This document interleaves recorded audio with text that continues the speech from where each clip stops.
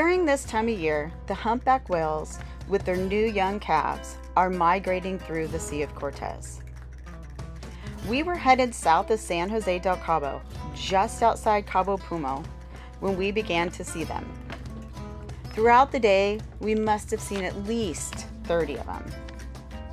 We were fortunate enough to have some play right next to the boat, at times maybe a bit too close to the bow, but seeing them never gets old, and I could stay and watch them all day long. But we had an anchorage to get to and had to continue on.